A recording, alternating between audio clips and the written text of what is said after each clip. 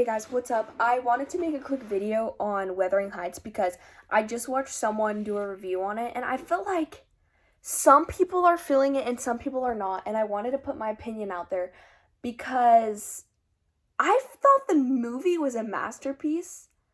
Like, yes, it was uncomfortable to watch, but that's because the movie goes against all of our human nature, all of our human instincts, like of good and bad.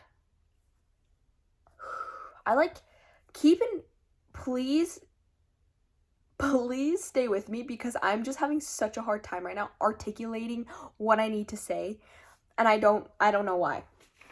Because usually I can go I'm a yapper, but for some reason when it comes to talking about this, I like literally am, I don't know. Anyways, Wuthering Heights, I got a full page. My credentials are I took AP Lit in high school, and so I know a little bit about symbolism and all that good stuff, and I passed it, so I feel like I can talk about this and appreciate this film.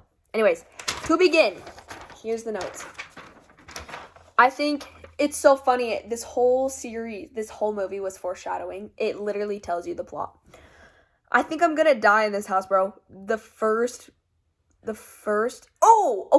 all, when you begin watching the movie, it plays this sound and you can't see anything.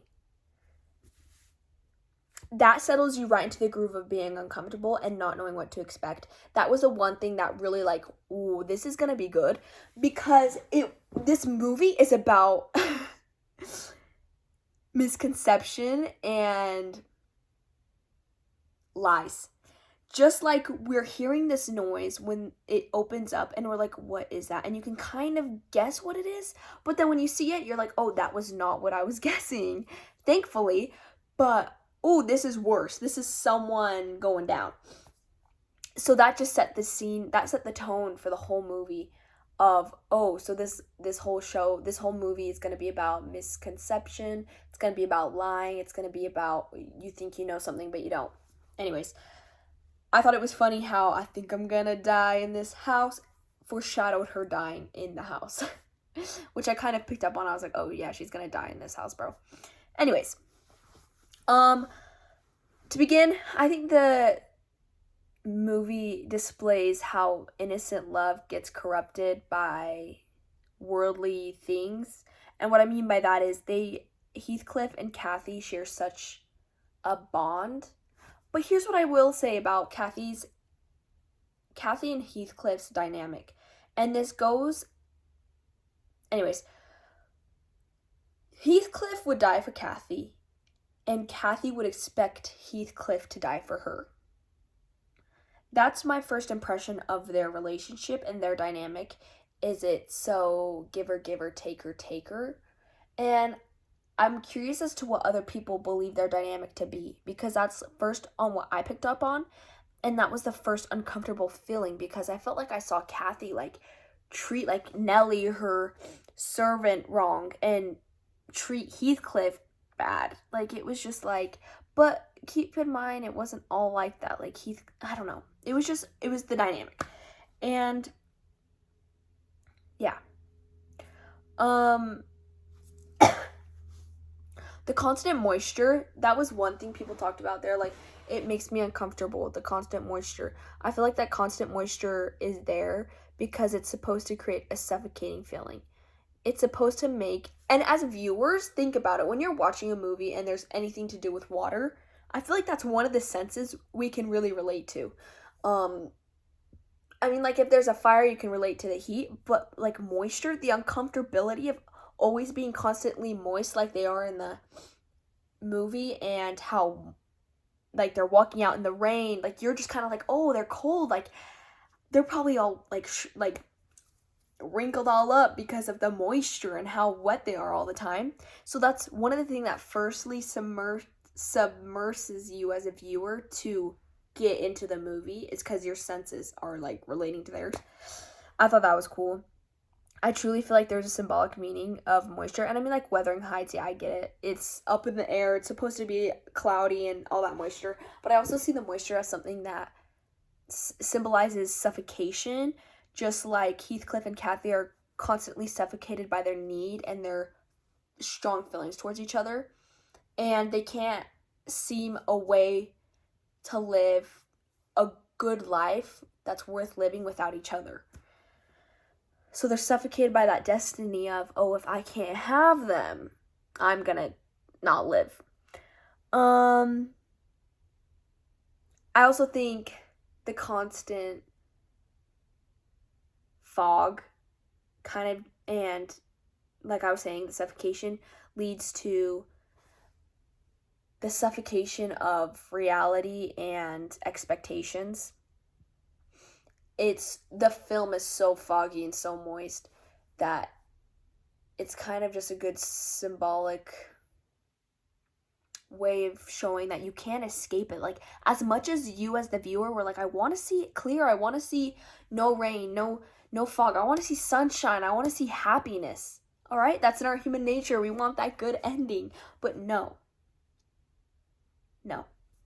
we get that fog, we get that constant moisture and that uncomfortable feeling.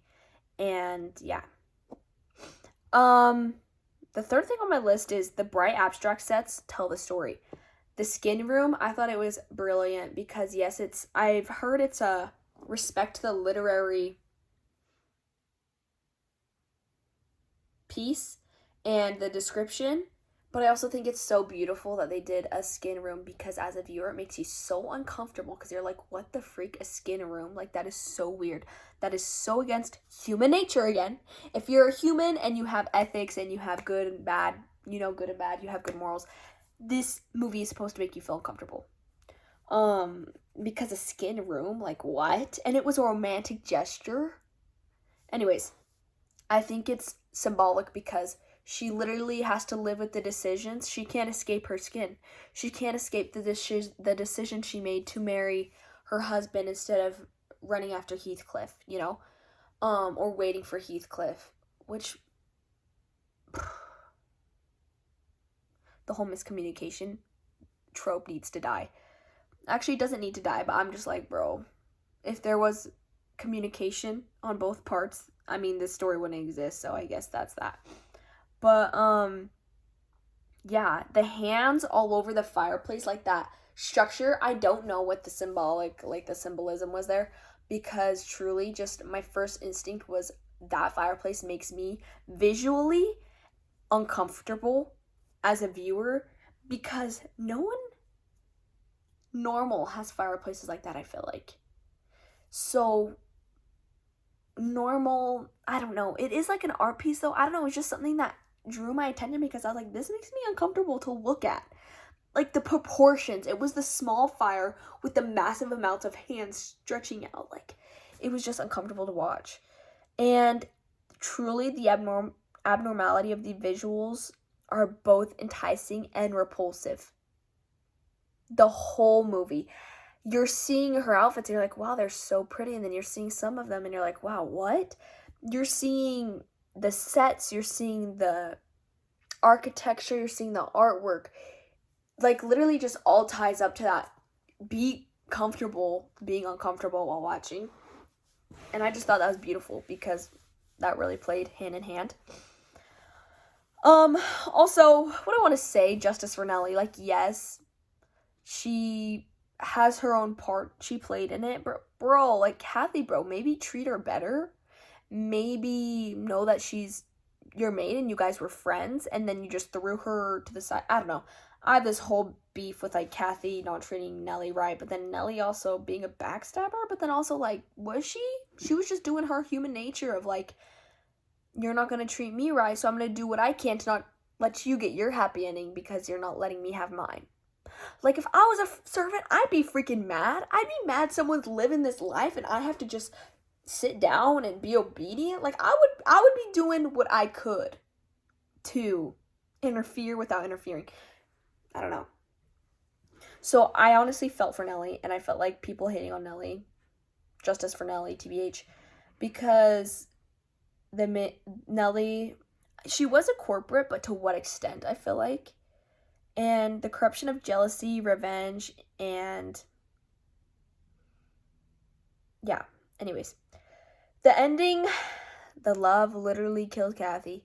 Here's what I want to know. Also, I feel like my first instinct when Kathy was like, I'm married, I'm pregnant, or Heathcliff found out she was pregnant, I felt like that baby was symbolic of their love.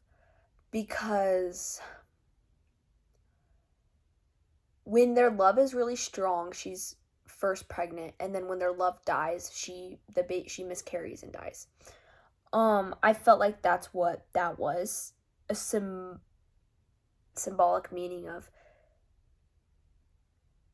something so pure and innocent, like, oh, I'm about to have a baby, is the same thing that can kill you. And yeah, I just thought that was another symbolic thing. Because, yeah. Anyways, I'm getting tired, and I've literally been talking for so long. I'm trying to see if there's anything else. I noted that the love killed her. She can't live without Heathcliff or live a life without him, leading to her fate. What I wish we saw more of Heathcliff's story and what he felt. Because, yeah, we kind of saw that towards the end, but we never initially got the... I don't know. You guys will have to let me know what you think, because these are just my thoughts, and I feel like I was really bad at articulating them. But I just wanted to put that out there, because I feel like a lot of people have been not listening to what the movie is supposed to do that to you. It's supposed to make you uncomfortable. It's not supposed to let you sit in some happy fantasy land. Anyways, let me know what you guys think, and I hope you enjoyed this critique. Well, not even critique, just my opinions on it. I love giving my opinion on it.